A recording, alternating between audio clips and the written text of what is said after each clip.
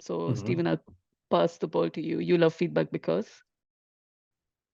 Uh, oh God, it's supposed to be rapid fire, right? Like, you can I would take your say, time. It's okay. the first thing that came to me was the way it makes me feel, right? Like when people give me feedback and I'm in an environment of feedback, I feel like this is a place I belong, actually. Yeah. Like I start to trust, like I start to feel like, oh, that's really nice of you to take the time to give that to me. So it's like about belonging for me a bit. Mhm.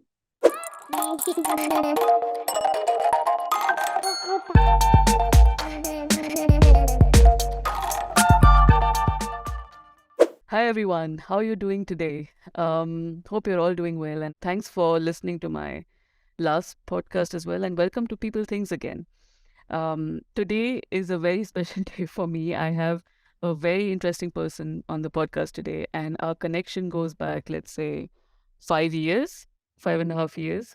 Um, Stephen and I worked together in a company. Actually, Stephen hired me um, a long time ago in an organization, and it was a hyper growth place, and we made some really good experiences together. And yeah, I would say that Stephen gave me this really good opportunity and trust, and I learned a lot from him as well. And I'm really happy that he's on People Things today. And I think one thing that connected Stephen and I together quite a lot was about how we give and receive feedback. And this was something that we tried to we implemented also in the organization we worked at. um, and we had a lot of challenges and everything, but it was very clear for both of us of what we expect feedback culture to be.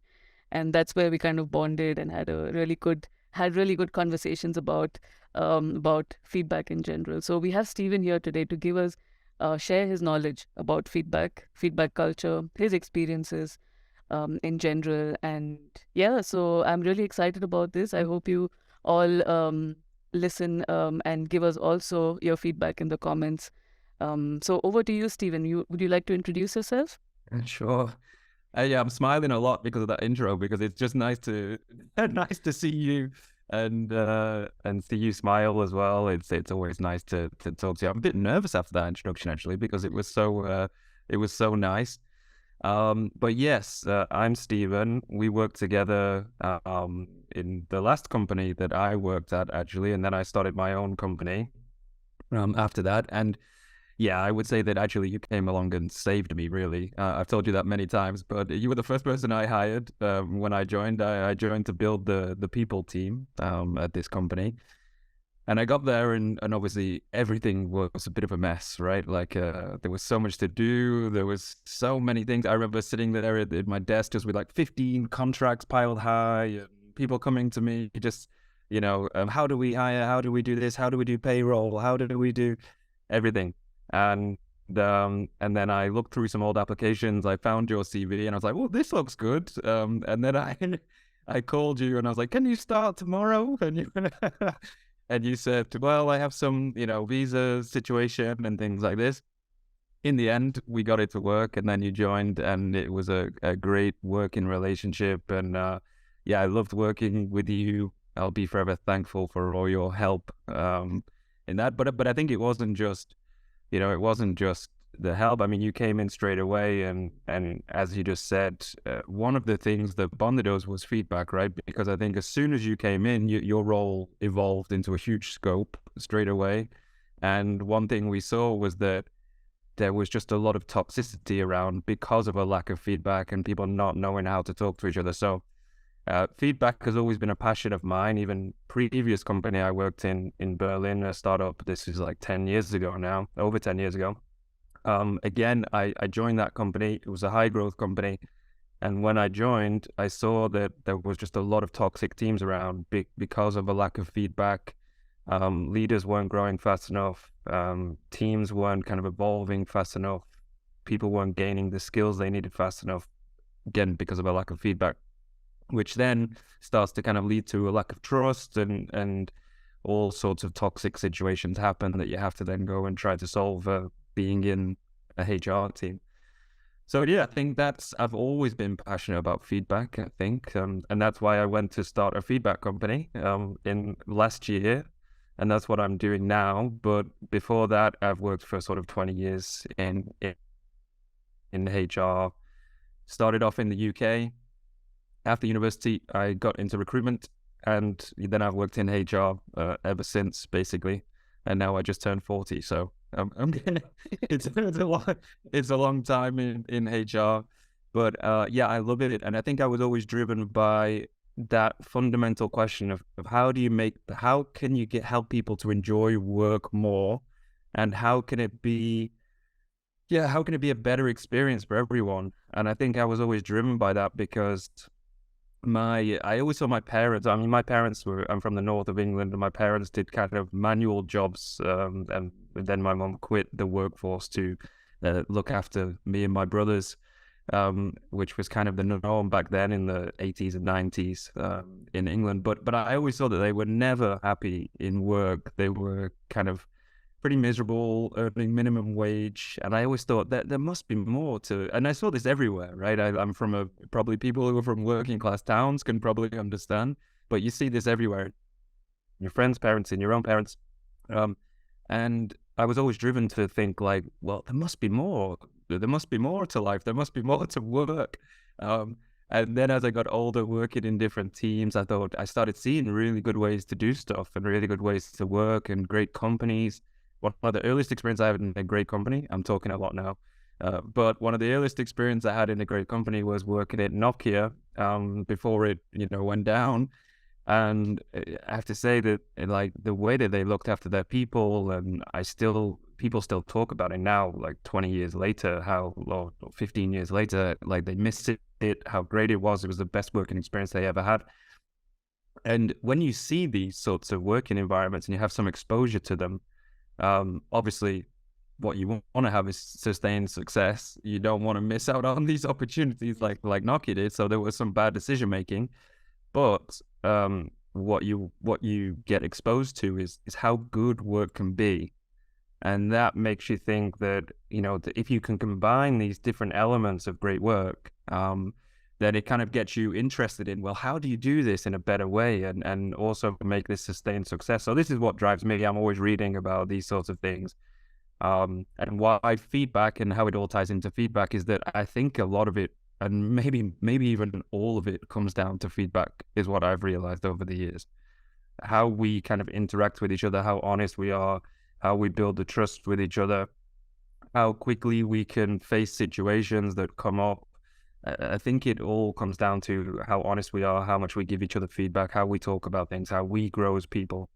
So yeah, that's kind of a long intro to myself Yes. and the topic, but I think it covers probably most of the things we're going to be talking about. Yes.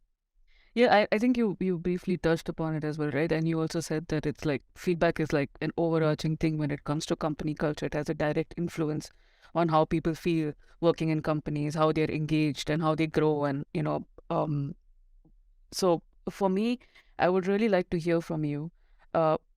What are some of the good ways, let's say, of creating this feedback culture you talk about in any organization? So let's not like try to look at only startups or anything, but in any kind of organization, what would be, let's say, if you are tasked with, somebody says, the feedback culture here is very toxic, it's not good at all, Steven, get started on this, what would you do?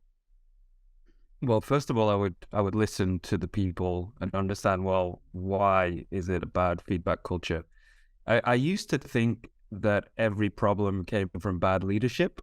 Actually, like I remember I used to have offsites. I mean, you were involved in those offsites, and I used to get so frustrated, and I'd be like, it's always the leaders. It always comes back to the leaders. We have to improve the leaders.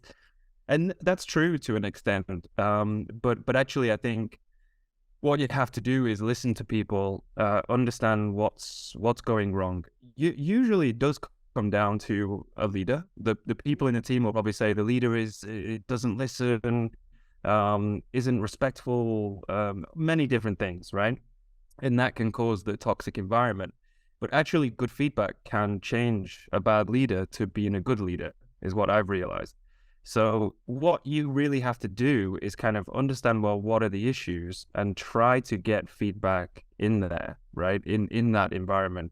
And I think that the leader does play a big role in that, because they have to role model these behaviors. They have to start changing and say, look, I'm going to accept feedback myself. I want feedback from you, and I'm not going to take it personally I'm going to have to get a bit more mature. I'm going to have to approach this in a kind of way where I accept it, even if I'm frustrated, even if I'm still a bit immature as a leader, because, you know, when I became a leader the first time, I was probably like 23. So I didn't take everything in the right way. I didn't take things. I was always a bit, you know, maybe my good skill was being a bit more laid back. So I didn't like react in a negative way that people would see. But of course, I got very frustrated. I felt bad about those people. I'm thinking like, why does this person say this about me? Rather than reflecting on myself and thinking, well, is there some truth in there? Do I need to improve? Think about it objectively, and I think the leader has a big role to play in that, because even if the team tries to create a healthier environment, but the leader doesn't want it and drives that kind of out, then the team will never stop being toxic, right? So the leader plays a huge role. But if the leader is open to some feedback and starts to take it in a mature way, then actually things can become better very fast. And yeah, and so I think you know, if you're ever thrown into a situation where, and this is actually most HR people, right? You are hired because the team or the CEO or the leadership say, "Oh, we have a toxic environment. We need HR people to solve this." And what you'll need to do is go into that situation and listen to the people and say, "Okay, well, what's going on here? Like, why aren't you happy? Why are you disengaged? What's going on?" With an open mind, and then you have to think about it, and then you have to.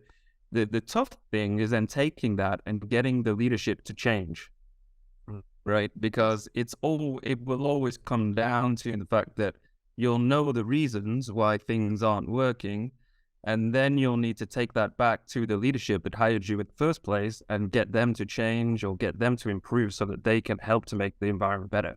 Because yeah, sorry, I felt like interrupting you here, but sure. you know, in general, like, you know, when you talk about feedback, one of the challenges that, I don't know, people teams face is that people are kind of scared of feedback because they see it being tied to some kind of consequence.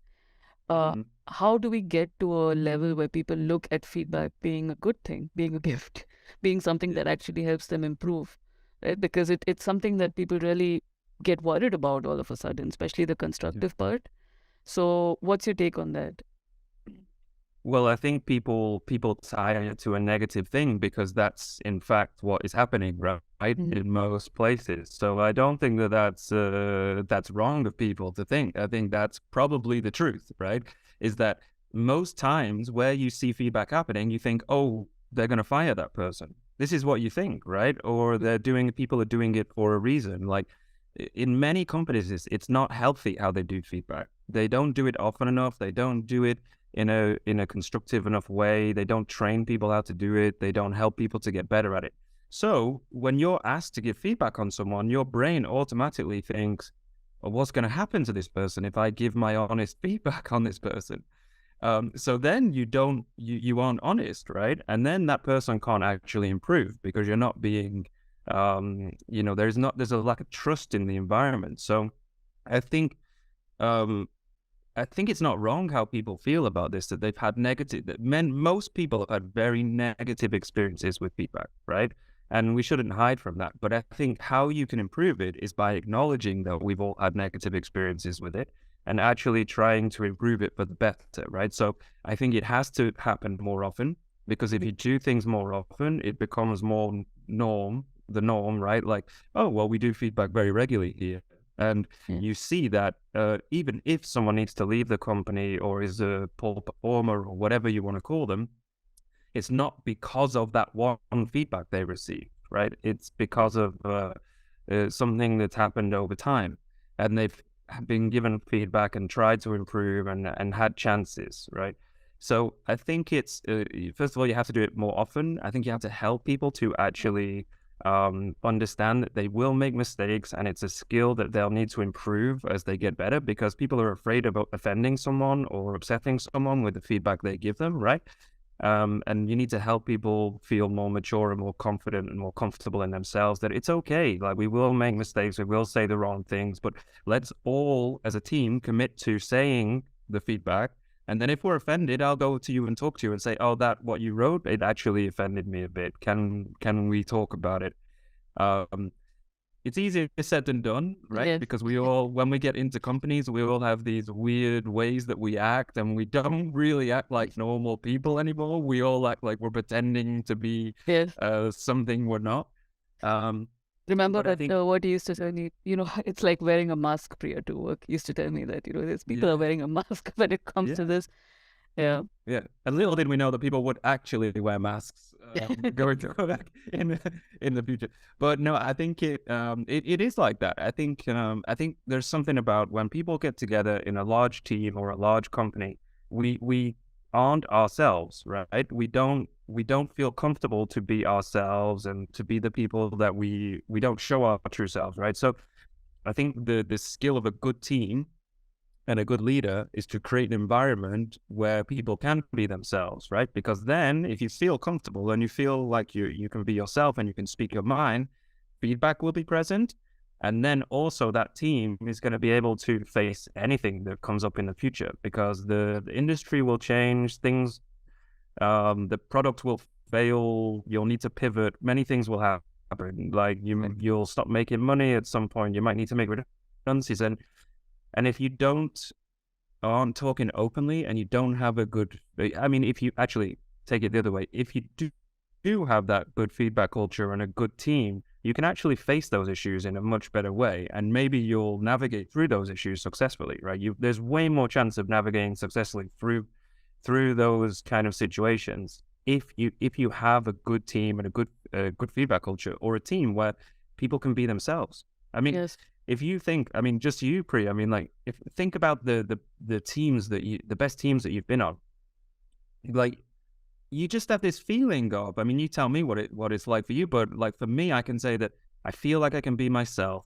I can say what I mean. If I don't like decisions, I can talk about them with people. I can put my hand up and speak my mind. I feel safe and secure. I know if I say something, I'm not going to be fired or moved to one side or blocked out of that next project.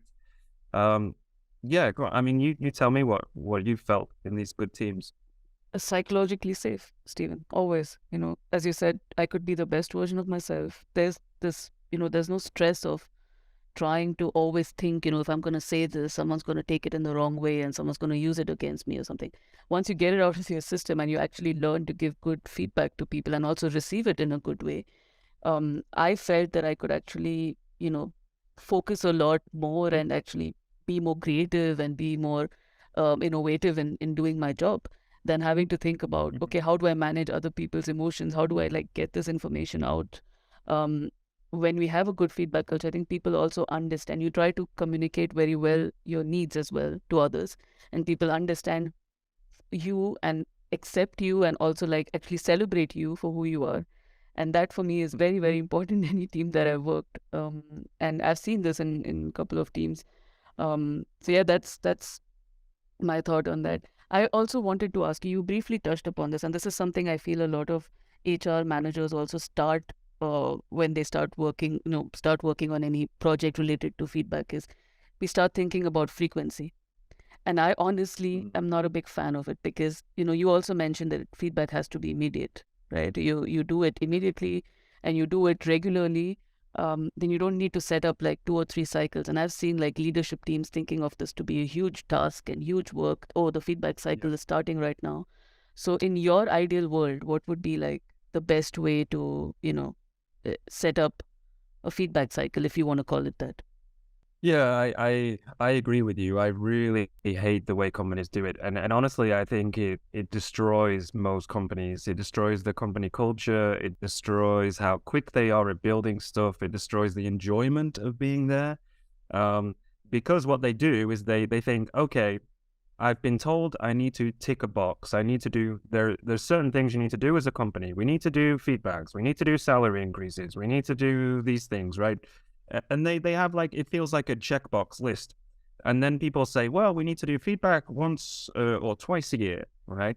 And this is it just makes, when you put these kind of limits on things, it makes everything more slow. So you go to these companies where they're doing feedback once or twice a year, I would guarantee that probably many of the processes are slow, and probably many of the people are frustrated, and they feel like they're not growing fast enough. They feel like they don't make their products fast enough. They feel like they don't talk to customers fast enough. There'll be many, many other things that they're not doing fast enough. And it's usually a symptom of a kind of not, a culture that's kind of dying, or getting slow, or is unhealthy, right? So I really feel that, and if I even take my own personal example, I've led teams of, in the team that we had, I was in charge of a team that was 100+ people, right? And obviously I had direct reports, and maybe had between like 8 and 10 direct reports most of the time. And I never had an issue with giving feedback or talking to them about feedback. It never felt overwhelming. It never felt too much. The role felt too much many times because there was a lot of pressure in like a 2,000, 3,000 people company, when you're kind of like having to give presentations and do many of these things. But my role, like the management thing and the responsibility of doing feedback, it never felt overwhelming. That felt like the best part of my job. And the reason was because I broke it down into smaller chunks. So whenever anything happened, I would give feedback on it. I would talk to my team. I would help them to say, okay, well, maybe next time we try something a bit different, right? Try to coach a little bit, try to help them, like ask them if they need my advice, they need my help. Maybe they need another mentor around the company or something like that, right? So I would have regular one-on-ones, weekly or bi-weekly, and then we would talk about their development. What do they want to grow in? What are they working on? Are they working on their goals? That we had agreed in a longer feedback talk. And then, so I would have that conversation every week, right? So then when it came to a bigger feedback round, the company mandated twice a year feedback. It was very simple because we talk about this every week, and it was just meant that get more views and more opinions on this, but we know where we are. We know what you're developing. We know how far you've got to get to, I don't know, the next promotion or the next role that you want to do. We know what you're doing. So I think it's a mindset thing that I think companies slow themselves down, and they think, okay, I do it once or twice a year and that's it. And I don't touch feedback or anything until that once or twice a year. And then what happens is you are just less, you're not moving fast enough, right? So many things might have changed. And then when you do a feedback, it's very biased. It's out of date, many different things. So I think my advice would just be, don't be afraid of talking about these things more regularly. Make it part of your role, make it part of your culture of the company, make it part of your leadership culture. Like you have to kind of set what would you call it? Like, what are the expectations of a leader at your company?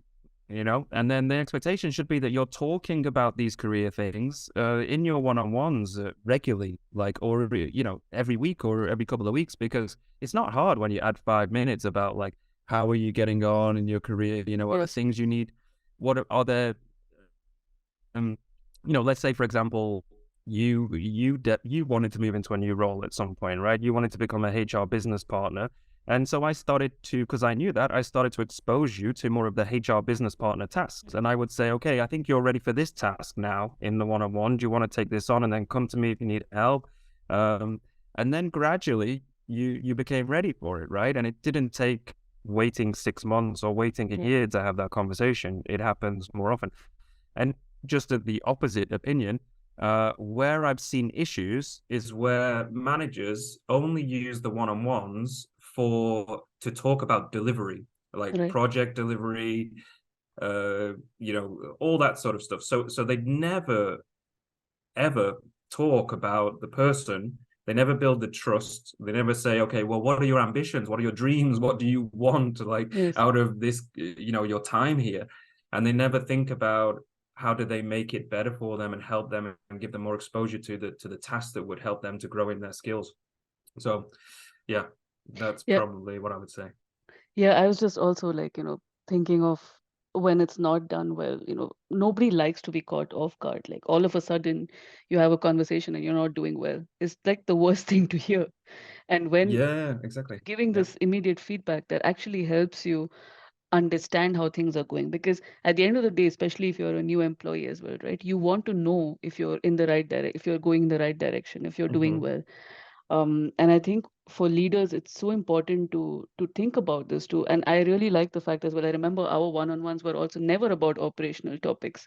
Is this contract done? Is this person happy with the salary increase? Or are we having some escalations? No, it was mostly about, okay, what direction I'm going and how am I handling these things? Yeah. And you empowered me, right? You said, okay, this is your task. You take care of it. We'll see if it doesn't work out.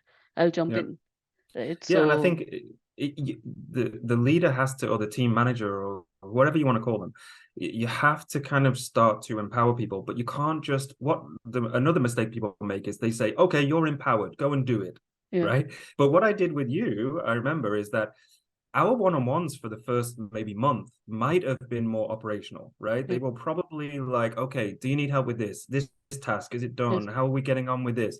Until I realized, look, you can do these things, you can manage them, you can. And I started to teach you to, don't ask me, like, make a decision yes, yourself. I trust yes, you, make a decision, right? You have my backing, so don't worry. I know that you know now the constraints that we're working in, so you make a decision as long as you stay within the values and the constraints of the company and of how we want to do work. So then our one-on-ones became more about, okay, well, how are you getting on? Is there help you need from me? This kind of stuff, like more, and then started asking more coaching questions, and then good, would spend more time just checking how you were. Is the workload too high? Should we distribute some? Making sure that you had time to focus on the things that are important to you as a person, as a professional, and your development points, right? But it's about that adjustment. And I think many managers forget that they say, oh yeah, like this, we want to empower people. So then they just say, you're empowered. Don't talk to me about this. You're empowered. yeah, But that is, it's yeah, about kind of, yeah, and it happens. And we know people who've done this, right?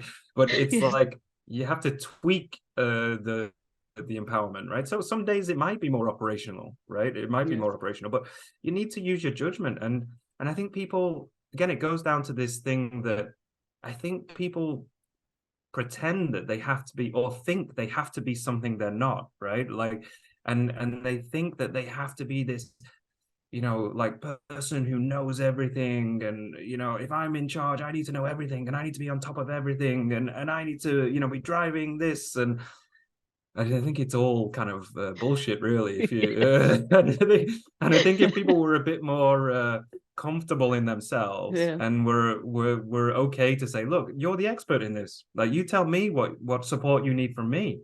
That's why yes, I hired you, right? Like, you became more expert than me on those topics. So, like, yes, don't come to me to ask me what you think I should do. Like, you tell me, and then we can talk about it, possible scenarios and outcomes, and things will get better.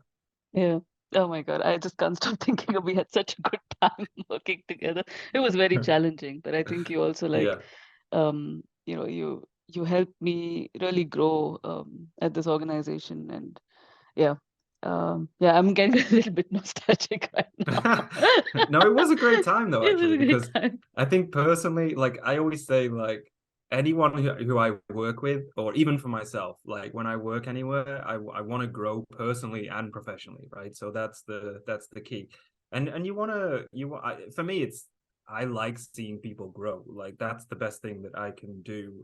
It's not really about me. It's about, like, I want to see other people grow. So and I think we had a great time because it was a really interesting time in the industry, right? And in Yeah, kind of startups and things like this, in a company that was going from a few hundred people to a few thousand.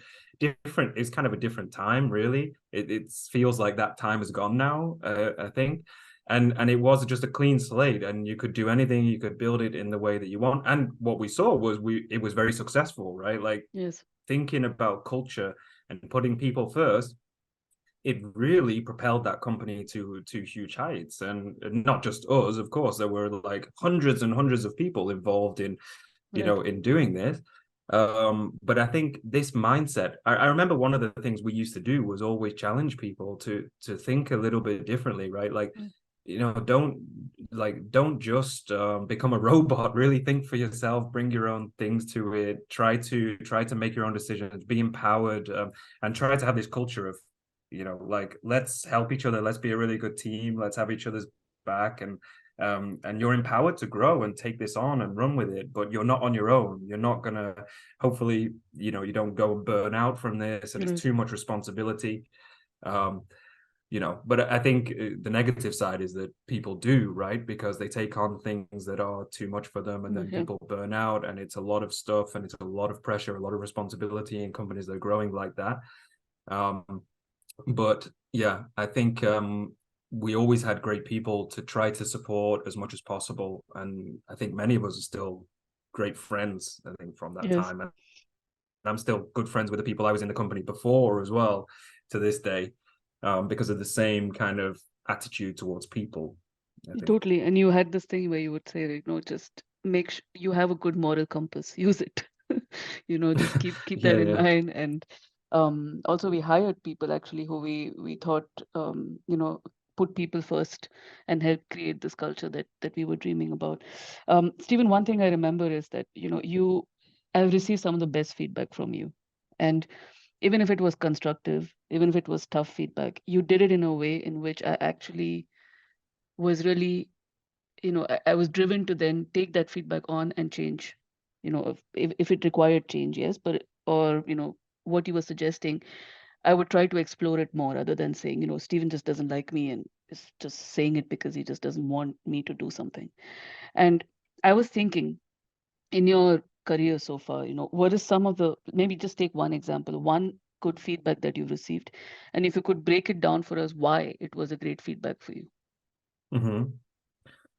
Yeah, so I think, well, thank you first of all for saying that I gave good feedback. Well, it's I don't think it's an easy thing to do, right? It's a skill you need to learn. It's very important to learn it, but I would say that the just to tell you why I think maybe my feedback was good was because I think it's a lot to do with, you've read the book Radical Candor, or I'm sure, and many of the people who are listening to this have read Radical Candor, but that can also go very wrong, and I'll probably talk about that later, maybe the how wrong it can go. But I think it has to come from a place of care, right? Like, we established a good relationship, we established trust, right? So if I said something to you, it's not coming from a place of, well, I dislike you, and I'm just saying this out of spite or something like that, right? My intention is to grow people and give them opportunities, and hopefully one day they take over my job, right? That was how I approached it. And when you know that someone cares about that and they're giving their time to help you, then you, even if it's hard to swallow, you take it in a better way, right? So I think that's the lesson from that Radical Candor, and what I try to do is, like, it always has to come from a place of care. Right. If you like, so, and I think the best ones I've had, there were a couple of examples that I could remember. In all honesty, I would say that I've had probably terrible feedback, right, in my career. So, like, it's hard to think of good feedback examples. And that's because I think many times in my younger career, right, I would have loved some feedback. It was a bit like feedback wasn't really done or discussed, right, like, at all. Culture, like a company culture, wasn't really something that people talked about, right? Then when I got a bit later in my career, I was kind of in charge of those teams, and definitely, like, I remember like CEOs and stuff were like, oh, but you're in charge of the HR team, I don't need to give you feedback, right? And probably many HR people have probably come across this. So I was always like, you always felt you're the last one to ever get any feedback, to ever have a discussion about your salary, anything like this. I would always have to prompt it, right? Which I'm sure many HR people have been in that position. But a couple of good feedbacks that I got were once from a team member, actually, in the team that we worked in together. I remember once something happened. I can't remember the situation, but I just remember the feedback, right? So, there was dramas all the time, right? There were fires burning all the time. There was something happening. So I remember, something went wrong, and I got a lot of flack for it, right? There was like people jumping on me like, why did this happen, Steven, with your team? And I remember I went into Slack and I wrote, why did this happen? Da, da, da, da, something like that. And someone from our team, one of the senior members of the team, came to me and said, like, one-on-one, and said, Steven, this doesn't sound like you, this message, and this isn't the culture that you always talk about creating. This sounds like you're blaming someone. I really don't like this message. And you should think about, like, you should think about what you post, because basically when you say these things, even though I don't say them very often, right? But like she was saying, when you say something like this, you're undermining all of the stuff you're talking about, right? Right. And I reflected on it and I was like, oh my God, yeah, it's so right, because I'm talking about this culture where, you know, we can't be afraid to fail and things like this. And then basically we failed in this project, and I'm the first one to blame, you know. So and that also wasn't me. So I think I was under a lot of pressure and a lot Right. of stress on that time. So what I did was I took the feedback and I was like, well, I kind of thought, what is this? Why is this person saying this to me? Like, I've just wrote the, you know, they need to hear this, you know. And then I reflected on it. I read the message back and I was like, oh yeah, they're totally right. That does sound like I'm blaming the team for this, and that's definitely not the culture I wanted to have. So I wrote an apology, right? So I thought then it's best to role model that, okay, you can do things wrong, but Yep. you should also not be, you should be humble enough to apologize. So I wrote a long apology and said, look, I'm really sorry, this isn't the culture I want to do. Explain why I think I wrote it. And yeah, and it was a great feedback because it was in the moment. I was able to correct it. I was able to show it as an example of what not to do, and then Right. maybe how to repair the damage. Yep. And so then I think we talked about it a bit more after that, in a larger group as well, as a good example. And it actually helped me in my future career, right? Because then every single time I was under stress and I had to write a message, I would take my time and I would reflect on myself. I would kind of what's it called? Like, get self-recognition, or not self-recognition. Try to make myself think, okay, what are my feelings at the moment? Am I stressed? Am I a bit self-regulation, I think is the word Yes. I'm Yes. trying to find. That I would kind of listen to myself and think, am I too stressed to write this message? Then I shouldn't write it, right? I should leave it until I'm Yep. calmer, or do this kind of stuff. And even when I was going into conversations with people, if I was too stressed or I couldn't pay attention to them, or I was something like this, I would say, let's move it to a better time Right. when we're kind of less busy, less stressed, so we can focus. But I would never cancel. I would always just like, change it to like the morning after, right? And talk to them about it. So that was a great feedback. And then another one that was really good for my career, I would say, was that it was kind of a bad feedback, but it was really good for me. The former CTO I used to work with, so I was a tech recruiter at the time, and he said to me, you talk too much, Steven, which I'm sure you can, the people who are listening to this now know that I haven't really worked on this too much. But no, at the time, I thought, wow, like, I'm kind of shocked by this feedback, right? But I know he cared, right? That's why it was a good feedback, because he liked me and he cared, and I think he was Yep. trying to help. He was just very much a CTO we probably all talked with. He were very, very direct. And yeah, but I was very thankful for that feedback, because it made me a much better tech recruiter, and it made me much better with listening to working with leadership, because I tended to talk a lot, and what I started to do was think, oh, I'm talking too much. I'd stop myself, and then I would also listen more to the engineers in a kind of like recruitment round and decision making grounds, listen to their feedback a bit more, try to be less subjective and push my opinions all the time. And then with leadership, that's very helpful as well, because leadership don't, like, top leadership of companies usually don't want to hear you talk for a long time. They kind of want just the summary, right? The Yes. cliff notes. Okay. The So executive that was a summary. good skill. Yeah, exactly. Even though I think, not all the time that's the best thing, but it's a skill, right? It is a skill that you need to learn, I think. Yeah. So I learned it the hard way. Yeah. But yeah, I think there was beneficial feedback for you, and you appreciated that it was direct, right? I So appreciate it. It hurt at the time. I was like, oh my God, how am I going to change this? This is how I talk. this is your personality, right? But then I realized, yeah, the person cared about me. It wasn't that they were just being an arsehole or anything. Like, they cared, Yes. and they were, and the directness, I wasn't used to that kind of directness, and that was good, actually. It helped me a lot, and I'm glad they said it, to be honest.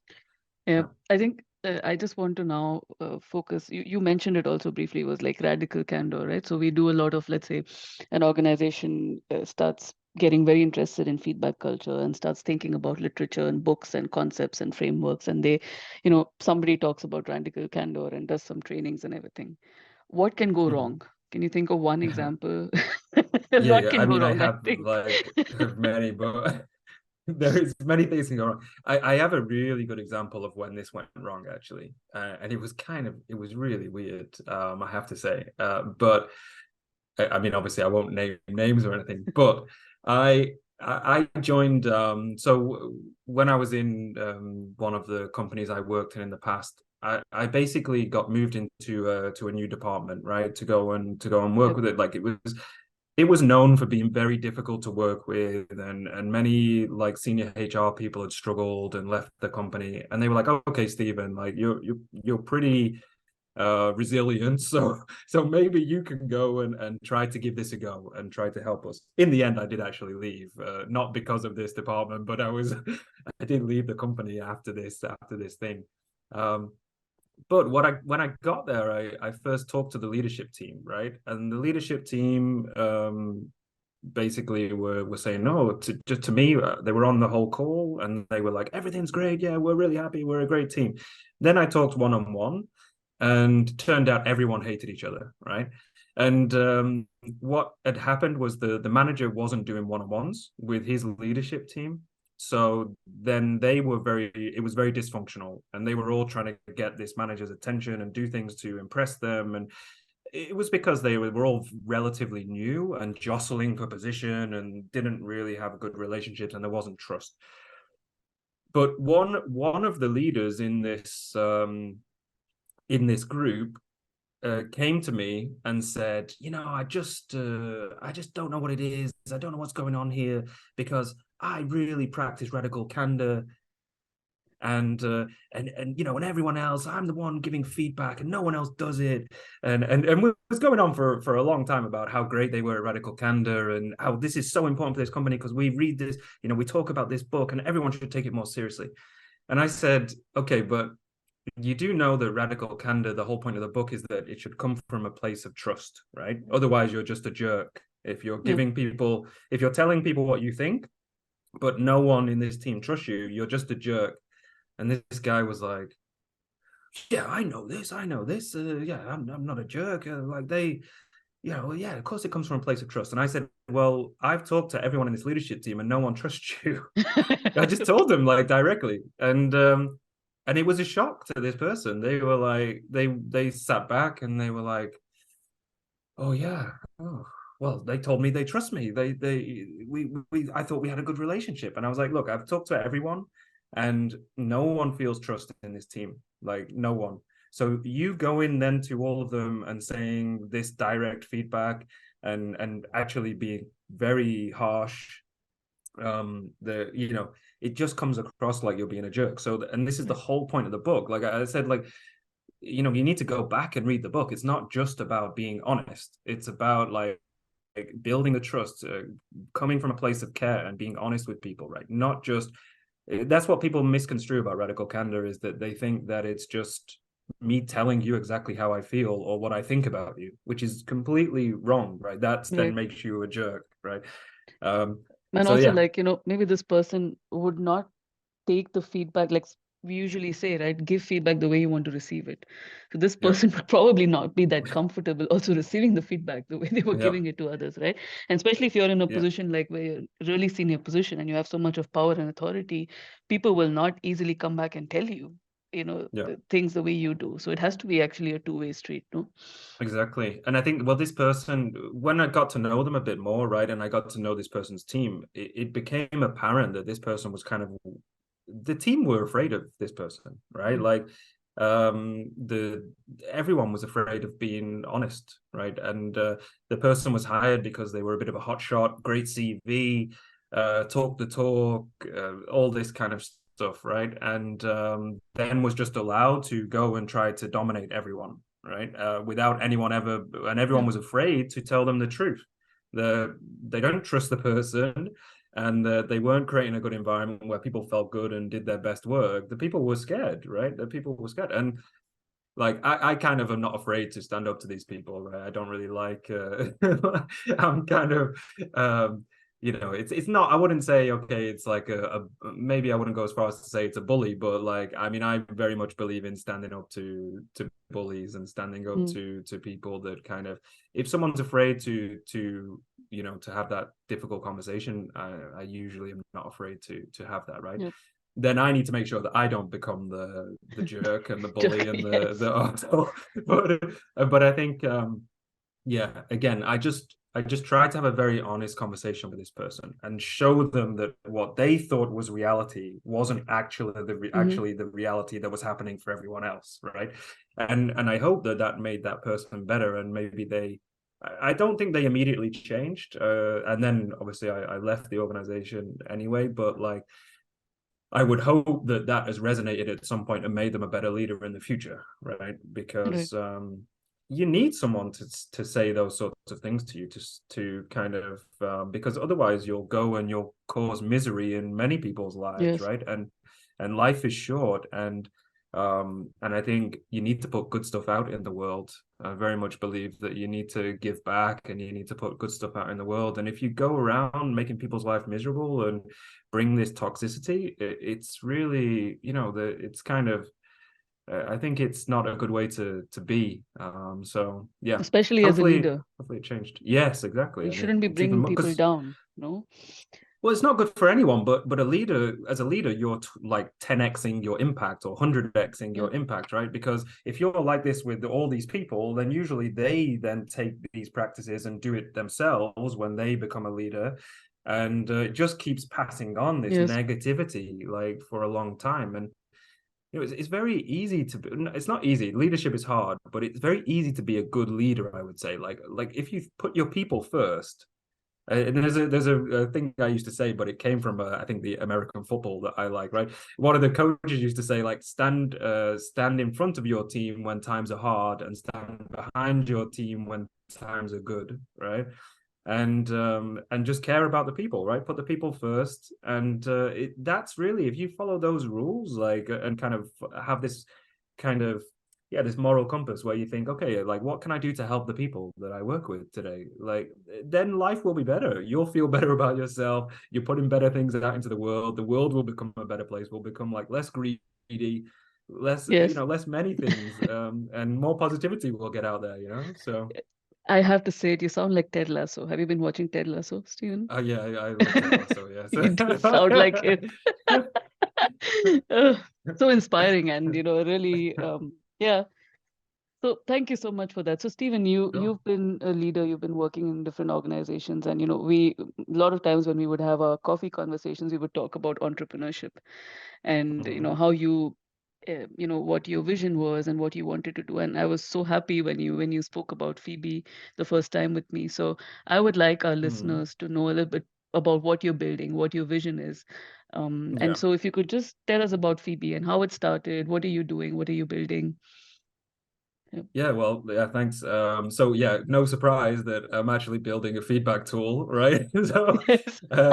it is out there. You can use it if you use Slack in your workspace. It's a Slack app currently. So the whole purpose was that, like, I always had this entrepreneurial spirit where I wanted to do something like on my own. I think since I was a very small kid growing up in the north of England, as I said, like, I did a paper round at 13, washing dishes at 14. I was always like trying to work and make money and figure this out. And yeah, I always wanted to kind of, one of my like ambitions was always to do my own company or give it a go, right? I've since found out entrepreneurship is very hard, so it's not easy at all. Every day is a challenge, every day is rejection, every day it's tough. So but I personally enjoy those challenges, right? So I wake up and I think, oh well, okay, we're facing these challenges, how can we solve those things? So that's what I enjoy. I think it's about the journey, right? You don't Yes. know if you're going to be successful, you don't know if it's going to fail. You've got to try to make the most of the journey. And so I think but you have to realize it's not easy. I think I went into it thinking, oh, we'll be rich in a year. And you realize actually it's very tough, right? So it's a long-term commitment, and you have to think about it as a journey. Like, let's enjoy this journey as we go through it, which I definitely am at the moment, but there's been times when I did not, and I thought, oh, maybe I should go back to get paid and have a proper job and things like this. But I have to say, I really enjoy it. And what it is that it came from this premise of everything we talked about, right? Like, I've always been frustrated with feedback tools, with the way feedback is done, with how they're adopted in companies. Everyone, usually when I'm in a company, you do feedback once or twice a year. Everyone dislikes the tool. No one wants to do the feedback. The feedback when it comes is not good. It's full of bias, everything like that, right?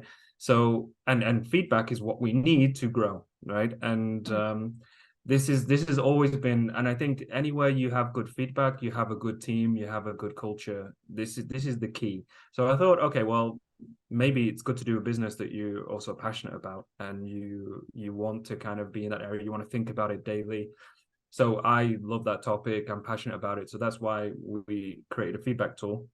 And the whole point is that we're trying to make it happen faster. We're trying to make it more targeted so that it's less, you when you get a feedback, you get like an open box, and you're just like, well, what should I write about this person? What should I do?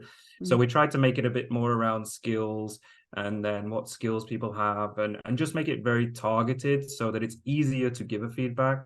You can do it more often. You can do it spontaneous. You can do it in a continuous basis. And also make it very easy to do it. So it's like all in Slack, and you can do it in Slack. It's all in your workflow, this kind of stuff. And the way that I see it, and the vision for the company, is that I see it like a bit of the actual getting people to do more feedback. I see it more like a charity, right? In terms of, I think this is really essential for the companies of the future to have a way better culture, and to be just better companies that have more impact in the world, right? With happier people, happier employees, and everything. So I see it as like, well, we try to give people a simple tool that they can use faster, and it has an impact, and that's for free. And then we'll build more complex stuff that HR teams like me and you need, which will be more deep data analysis and customization features and all of this. And it will be like a freemium model, in the way that we keep this free so that anyone has access to do good feedback all the time, anytime. And then we kind of build these other features that then companies who have a budget will pay for. And then it democratizes it a bit more. So these companies that have budget and need these more impactful tools then pay, and then it keeps it free for smaller companies that don't have the budget but want to get into good habits as they kind of grow. So that's the plans at the moment, and make a better tool, make it more cost effective, and actually, like, because I don't think it's something that I don't want to make money out of. I don't see it like that. I think it's something that helps every team, and every team can do it better. So that's the purpose, is to really help these teams to get better at feedback, and then help people have a better work experience. Yep. I think just listening to you, you're so passionate about feedback. And you also mentioned, right, you can download it as an add-on for Slack, and that's free, right?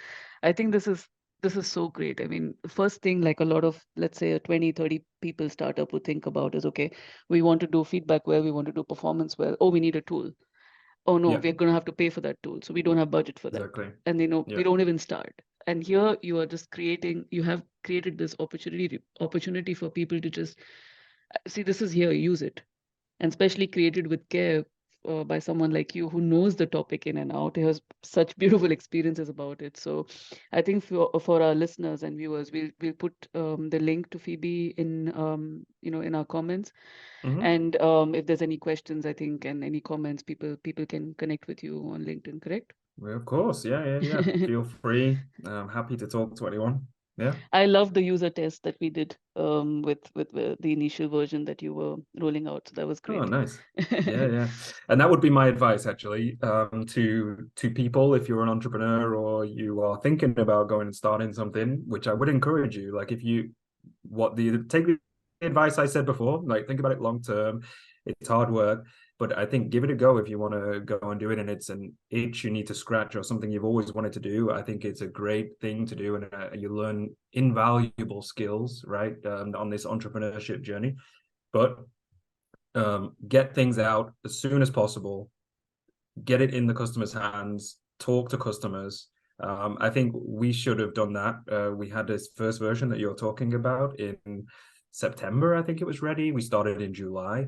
And then we kind of, no, we need to make it more complex. We need to do this, and then we went down a path of, working on it more until December, January.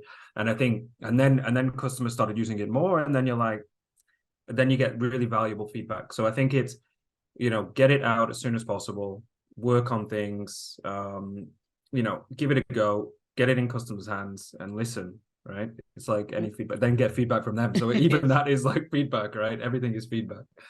Yeah, thanks for being also vulnerable about and sharing your learnings. So we are at the last part of our discussion today, and I'll call it a rapid fire. I would say, the question is, we love feedback because, and for me, it's, let's say, it helps me grow. So Steven, I'll pass the ball to you. You love feedback because? Oh God, it's supposed to be rapid fire, right? You can take your time. It's okay. The first thing that came to me was the way it makes me feel, right? Like when people give me feedback and I'm in an environment of feedback, I feel like this is a place I belong, actually. Yeah. Like I start to trust, like I start to feel like, oh, that's really nice of you to take the time to give that to me. So it's like about belonging for me. I think I like feedback because I also learn a lot about myself. I have a lot of blind spots, and we've seen this URE's window framework. When someone says something, I just never realized I have this habit or I'm doing something. So that's very important also for me. Yeah. Over to you. I think I'm a bit too self-critical sometimes, or I think about things too much, reflect on things too much.